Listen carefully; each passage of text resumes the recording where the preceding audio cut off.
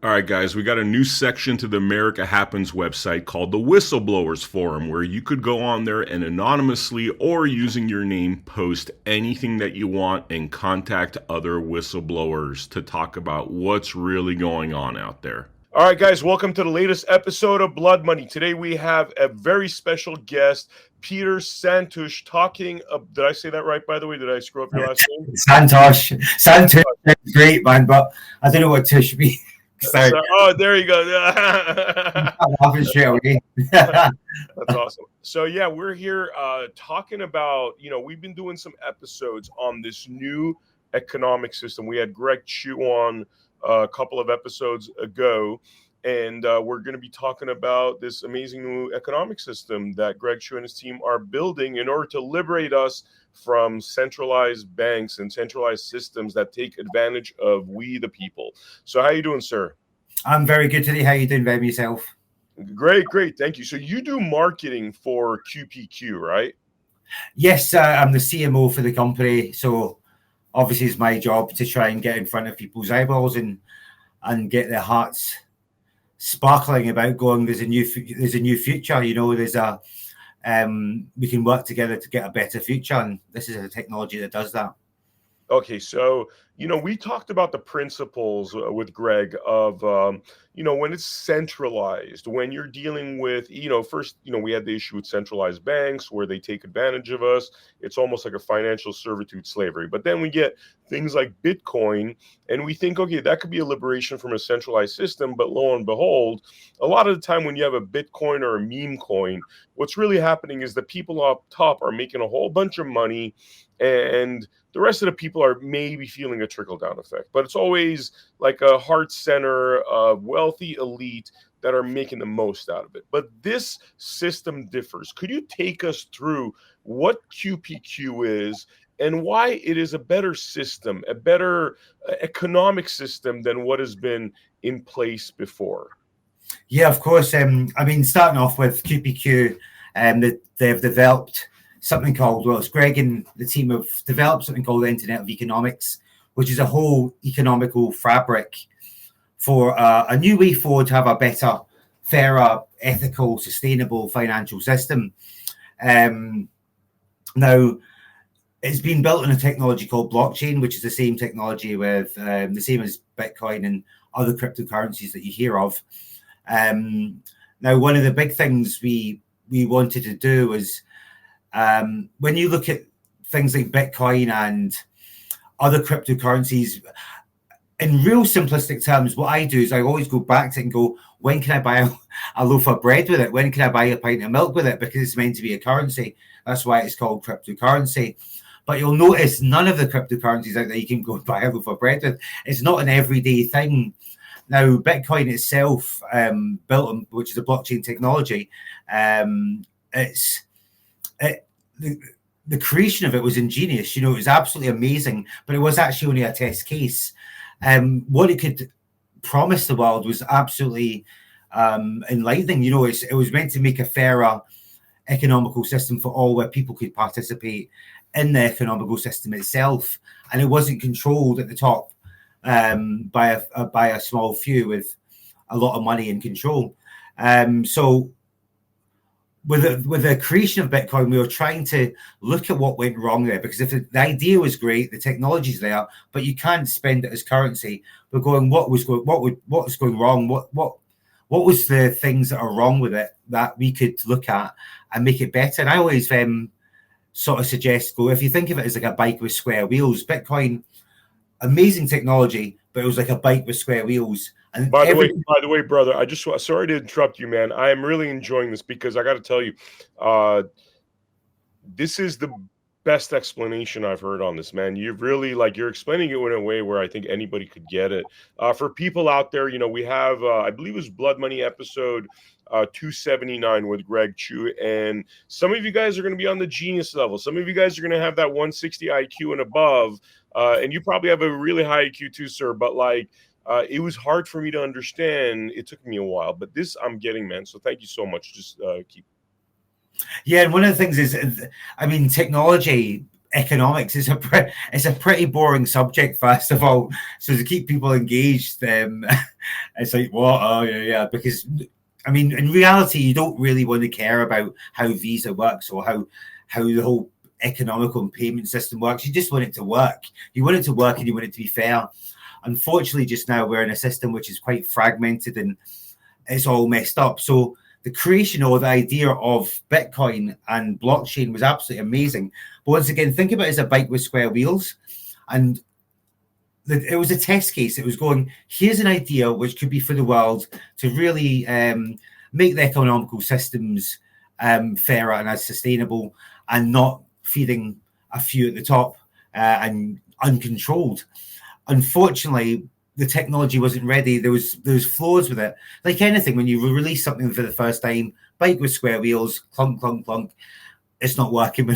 We're not going anywhere. So everything that happened after Bitcoin was everyone was trying to fix it and make it get better and make it go fast or scalable, make it ready for a global scale and make it fast enough so we can buy shopping with it. You can go to the shop and spend it.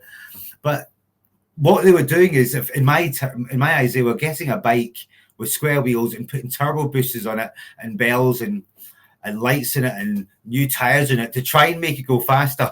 But you still can't use it as currency. So it comes back to using even the term cryptocurrency. What does that mean? We can't use it as currency. It's a store of value in a way, but it's there. But it left people with the technology and this cryptocurrency. But all you could do is really speculate with it. You can't do anything except buy and sell. And that leads to a big problem because then you're going to get big guys coming in. You're going to get people trying to control the market. And at the end of it, that's what's happened. All people are doing is buying it. You can't spend it. So you've got to just sell it for a bigger price. And then it turns into a game where it's maybe not as helpful as it should have been as a technology was, as a technological promise of saying it's meant to be fairer. And all people are doing is, in a way, robbing each other. In my eyes, they're buying something and selling it to someone else for more. That's what's happening in my eyes. Wow. So, all right. So what distinguishes this, I guess, QPQ from Bitcoin is that, is it that, it's helpful for, regular sales and that sort of thing, but in the process of like making them, could you talk about, like, we know Bitcoin's farmed, on these big supercomputers. You have to spend a bunch of money on a big computer. I've heard it sucks a lot of electricity. I've heard that to mine a Bitcoin, unless the price is really high at that time, it doesn't even make sense because you're sucking up so much electricity in the computers and this, that. How does this differ? How are these made? How do you make them? How do you use them? Yeah, well, first of all, the blockchain is called Gajamaru, our blockchain, and the native currency on it is called Gajus. That, like Bitcoin, is the blockchain, and Bitcoin is the currency. And if we compared it to Bitcoin, first of all, we have to fix the square wheels. We're not going to try and put a nitro boost on a bike with square wheels. So we went back to the core foundational part and go, we need to fix it. And as I said, the idea of Bitcoin was amazing. It's nothing. All of us at QPQ, we'll clap our hands to the guy. It was ingenious technology, but it wasn't ready for global or world scale or global economics. So what we did was go, well, we need to fix the square wheels. So all we've really done, without going into the tech itself, all we've done is gone, what are the key problems here? How do we fix them? How do we make this faster? How do we make it lower cost? How do we make it available to people? And we went through these questions in our head and we went, well, if we do that, if we change a code here, if we do that here, and we put some, we put really deep thought to it. And we really thought, well, how do we actually get this to be a currency? And that's what we've done. So the difference is, in a way, we're not really that different from Bitcoin itself. It's like the exact same thing, but we've fixed the technological flaws in it, which are to do with going into coding, going into how it's structured as like a network structure. Once again, I'm not too technical on this, so I'm watching my language so I don't say anything wrong.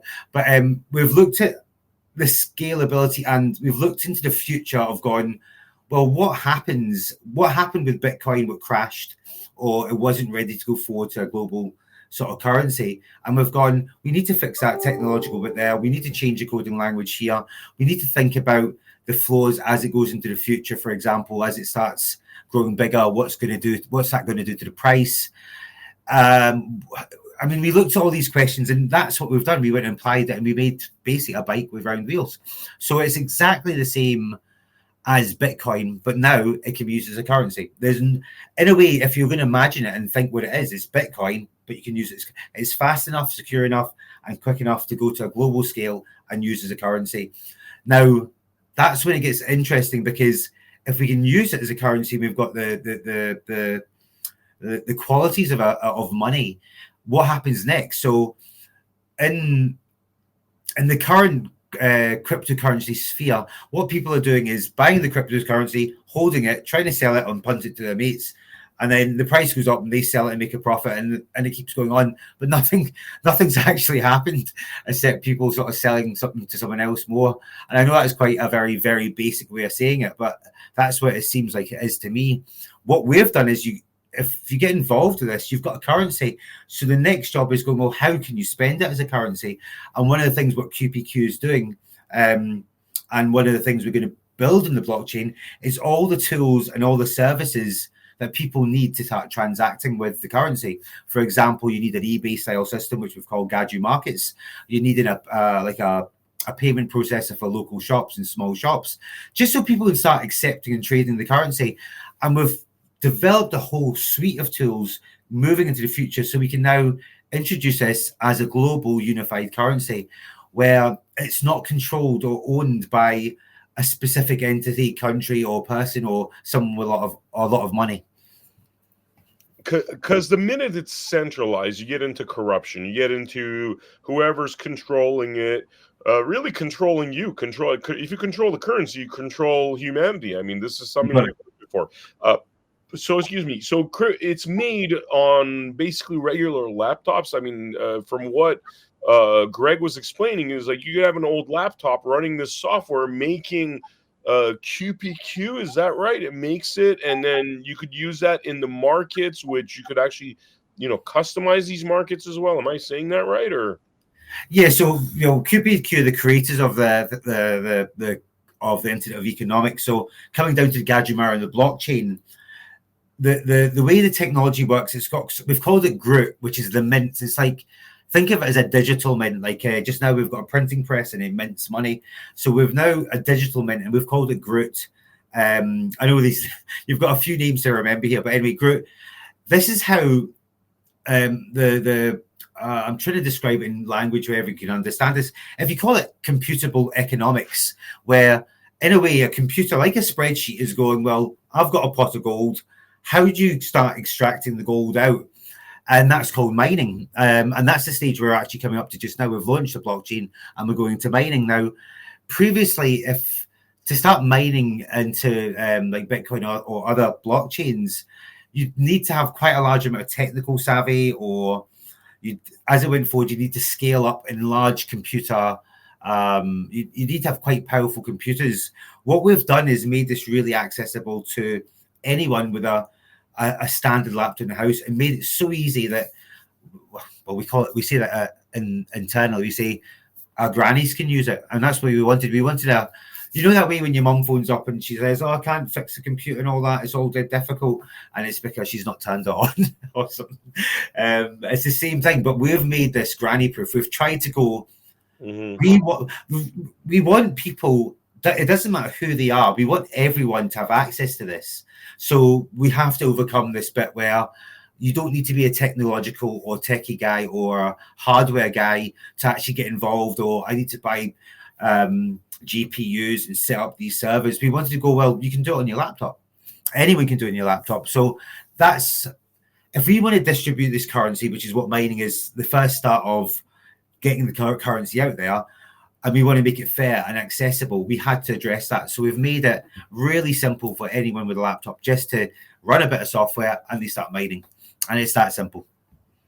Wow. And then, okay, so what I'm hearing a little bit about is that, it in a way, it's like Bitcoin would be Apple, and this is more of a PC open system thing. That's kind of, my layman mind is drawing that parallel in that whereas Mac, you need permission to build software for it, to build stores, to build whatever.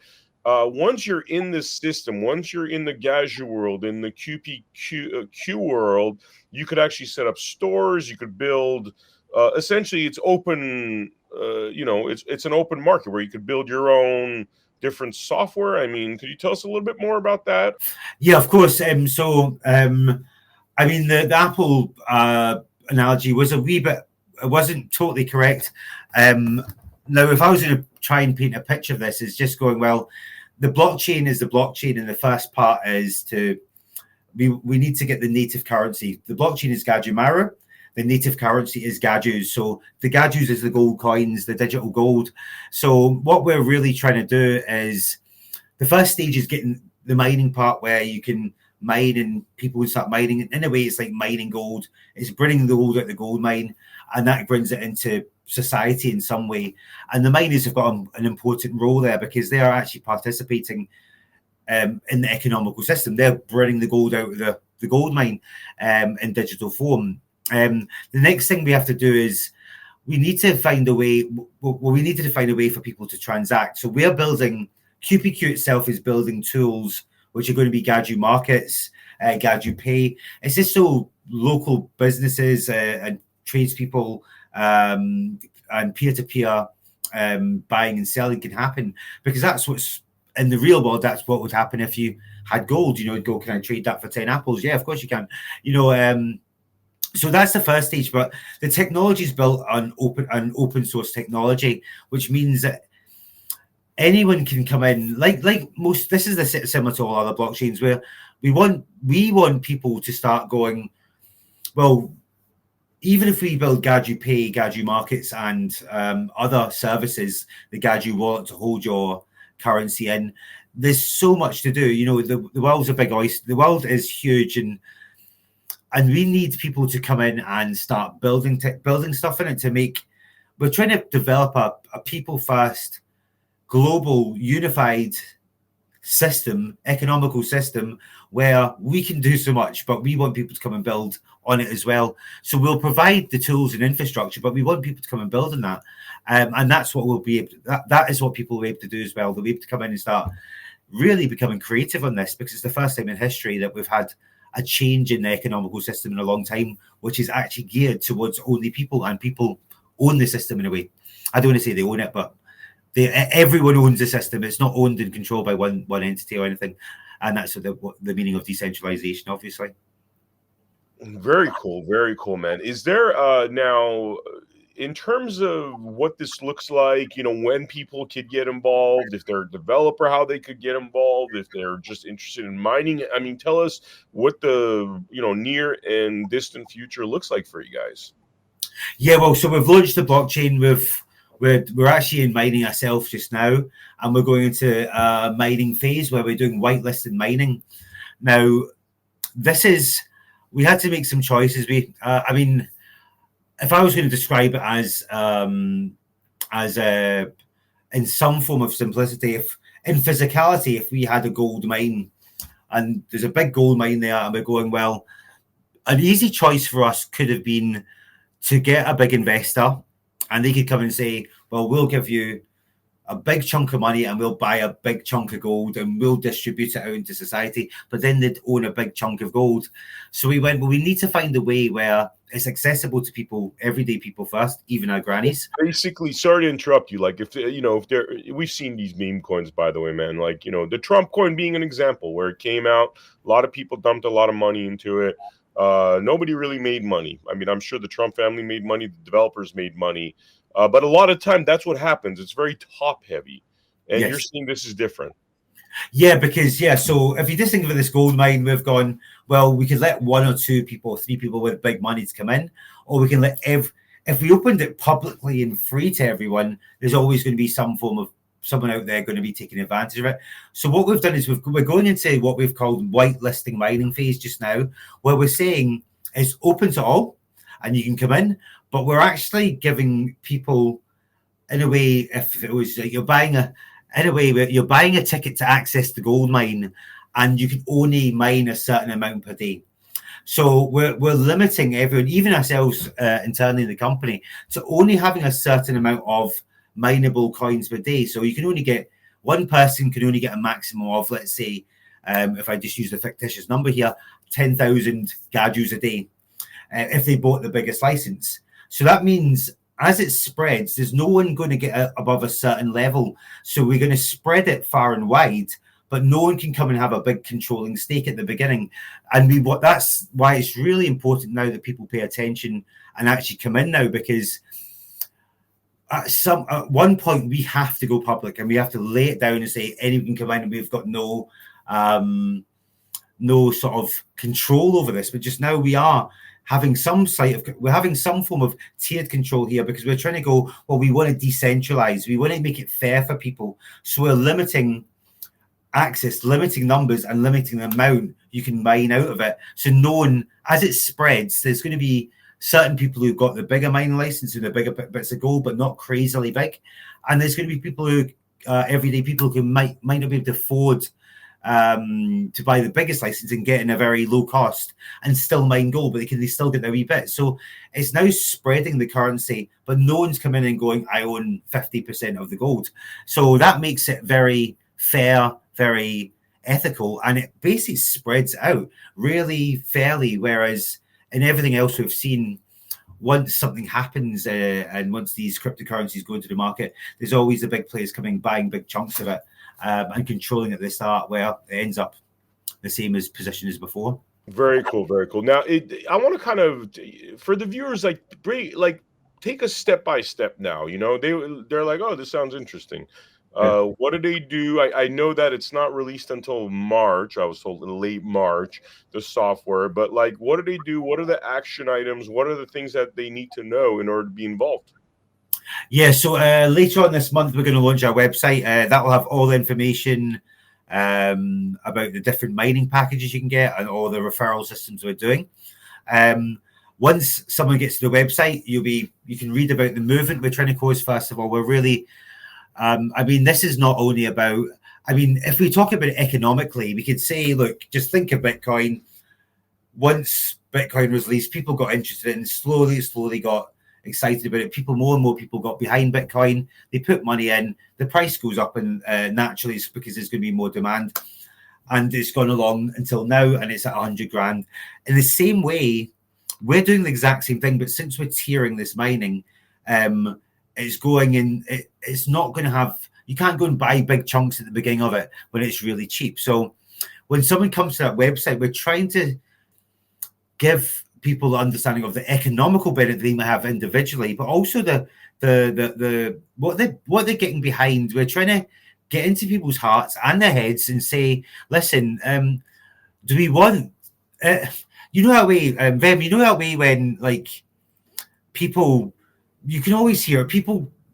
First of all, the psychological part of money and people, there's only this divide where people go, I love money, I want more, I'm greedy, or I hate money, it's really bad and evil. You go, it's just a thing. Why are people like, why is it causing such a divide for something that can actually help everyone grow, help wealth and societies prosper? But it's always this divide and all the thing, people, and there's always, I hate the banks, and it's always this. Well, to answer that question, is because of centralization. Because the centralization of it, now you have Big Brother, Big Daddy, whatever, really treating you like a serf, like this kind of lesser than them, which this really seems to address. That's why it sounds so cool, Yeah, so this psychology, we want people to start getting excited about participating in the economical system, because just now, if you went down to most people, what are they going to do? As far as they go, they might buy some shares or something,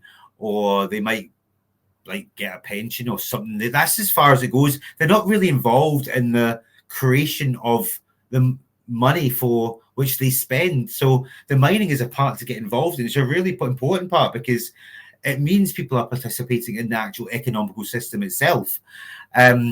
Now, we want people on that website to also just get an understanding of going, well, do you want fragmentation? Do you want fractured, controlled economical systems where currency has been weaponized. And I mean, then we've been through wars over and over and over again, and money resources have always been parts of the cause of these things. And my question is always going, have we not learned enough? Now, if you try and get a system, how can we? I mean, the current system works. We can go and buy things. It's working. Is it fair? That's a different question. But how do you come up with a system where it's fair? And QPQ's objective was to really have this resource layer at the top, which is the Gajimara blockchain. This resource layer, we really wanted to have it uncontrolled, unowned. It's been designed for people. So the flaws of greed and the burdensome choices which someone might make, going, oh, I'm in control of pressing that button and it prints more money in the back pocket. I'm not saying anyone's doing that, by the way, but they might be. That part of it it's so unknown to people. So coming back to the Gajimara site, what we're talking about, when people get on the Gajimara site, we're going to try and encourage them to understand the whole point in this movement. The whole point is going, well, everyone complains about the economical system. Here's an opportunity for you to get involved and actually change it. And it's really important, because if you don't jump on board, you're going to get stuck with what you've had you're going to keep getting the same issues you've had before. So this is a way to actually get involved and be a part of history by transforming the system to a new economical system, which is geared towards people and fairity and people owning their own data, their own money, their own stuff, rather than entrusting someone else. And then that person you've entrusted is now controlling you, really. And we looked at like you said, all the wars, people dying, losing family members, civil strife. It leads to all kinds of not controlling our own currency, of having a centralized system, leads to all sorts of evil and horrible things if you think about it. Is there anything we didn't talk about this topic, Peter, that's worth going over before we wrap up this episode? No, it's been really good chatting to you, Ben. But I think one of the key things is, guys, what we're really trying to get into people's hearts is going, this is not an opportunity to only get some coins for yourself and think the old cryptocurrency ways, because there's a lot of confusion in cryptocurrency. I really want people to really understand that it's something, you're doing it for humanity, you're doing it for the next generation of humanity. We even say this technology is going to produce currency for the next 5 millennia. It's the next evolutionary step for human beings to actually start uniting globally.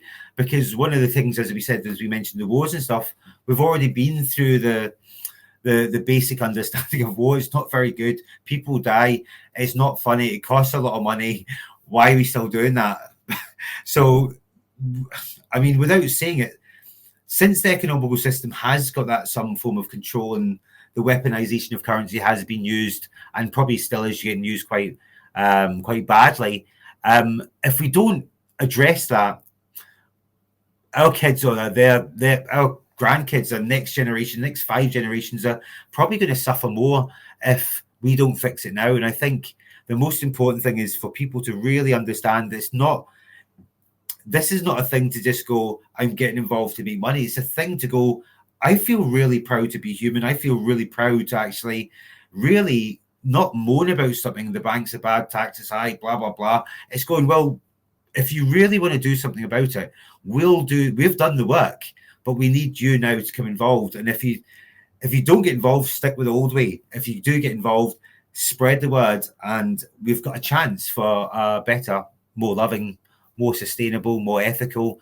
and fairer future for all, Man, I really like this. I'll be honest with you, it took a sec for me to get this, and it's probably because I'm talking to guys that are way smarter than me, like IQ-wise. But I really appreciate this, Peter. You broke it down in a way that I think people will understand what we're talking about here, and I know the Apple PC thing wasn't quite accurate. I see a lot of shades of things I've seen in the past that have been quite groundbreaking, like the opening of systems, again, Mac versus PC. I see shades of it, not the perfect analogy. A little bit of what Napster did back in the day, like I'm just saying shades in terms of the groundbreaking nature of what we're seeing here, and definitely, the Bitcoin thing, the cryptocurrency thing, obviously wasn't perfected right from the top, and this could be the perfection of that sort of system. So, thank you for any closing words that you'd want to share, or I think you just hit the nail on the head. I mean, at the end of the day, listen. We're saying this is Bitcoin final. This is it done. This is what the promise of blockchain was really meant to be. This is what Bitcoin was set out to try and achieve. But as I said before, the limitations there, which you couldn't foresee before. You know that way when people go, you go and develop something, you have to go and test it in a way. We've had 15 years or 16 years now of understanding of the flows and human behavior and psychology and what people were doing and blah, blah, blah. So now we've had the time to actually look into it and actually create something which is actually what Bitcoin was meant to be in the first place, but without having that sort of that timeline to test it. So, I mean, I say that because I really, really love the Bitcoin technology, and I've known about it a long time, and I've really, really want to honor the people who got involved in Bitcoin in the first place and say, look, we're not against Bitcoin. We're just saying, look, it's not. We're just saying it's not technically viable or ready to go global, and we don't think it will be. We've fixed it, and now it is. So get involved. If you've got any questions, you can always ask me, and it's going to be great. Awesome. Peter, thank you so much for joining us on this episode of Blood Money. I will see you all on the next episode. Take care.